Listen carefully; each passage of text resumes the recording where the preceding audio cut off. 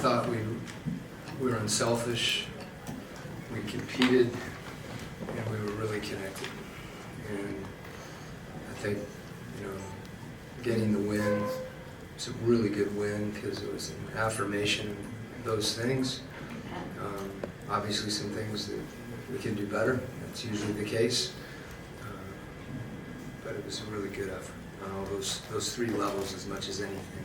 We talked about that, prior to the game, where we can see improvement, and that really helped our execution. I thought Trey and DJ playing off each other late, they were poised, and we were able to defend late.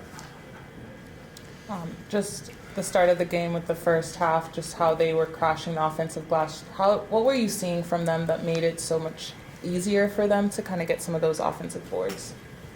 Well, I'm not letting our guys off the hook, but when Clint gets switched out onto Blancaro, and he did it, I thought we really made him work.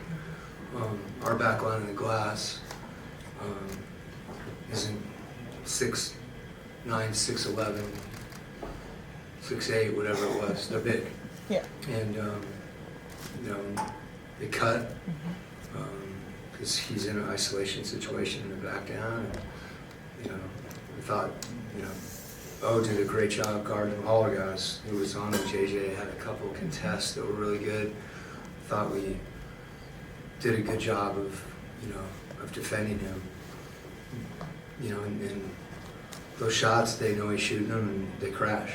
And something we gotta stay committed to. But as much as anything, it's the process of getting those hits, because we can't really jump with them. And even when someone's got a running start, it's hard. But that's where we competed. And we got more familiar with the way that they were going to the glass as the game went on. And I thought our guards rebounded. We have to rebound. We have to gang rebound. Obviously, it works out with DeJounte's shot. What was the thought process after Paolo's three to not call a timeout and just let it play out? Yeah, that's always a debate. So you call timeout and the defense gets set. They substitute. And DJ awarded that confidence, and happy for him. It was contested. That's a shot he can make. Yes. And he did. It was more significant to me even prior to that, the last 5 minutes, with those two guys playing pick and roll, and Trey pick and roll, playing pick and roll with JJ. I thought we were able to manufacture some good shots. And Trey puts so much pressure on you when he drives, and he got to the line, and he got fouled.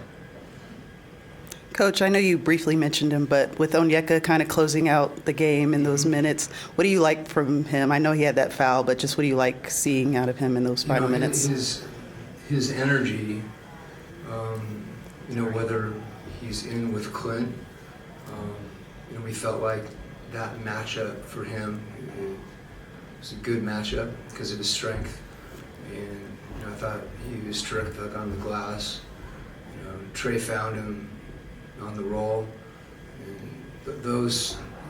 he's got really good hands, and you throw it up to him, even if he doesn't dunk it, he catches it, comes down, and goes up strong. So we felt that that made sense, and wanted to get him out in the early part of the middle part of the fourth so that we could finish with him. That's always hard. Those two guys, the way they support each other, is really good, and it's unique.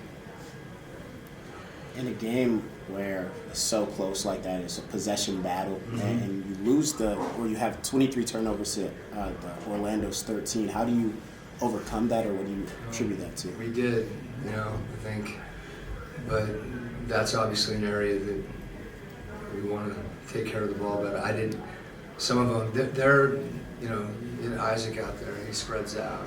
We get Blancaro out there. Even Joe Ingles is 6'8". Fultz is 6'7". Suggs is big at 6'4". They're big, and it takes a little getting used to that. You have to adjust, But some of the angles on your passes, they're able to distort those. Some of the times you throw a lob, you know, if they're playing the pass, they can tip it. So obviously, you know, look at that. I think our players know that. You know, it wasn't time to remind them of their turnovers tonight.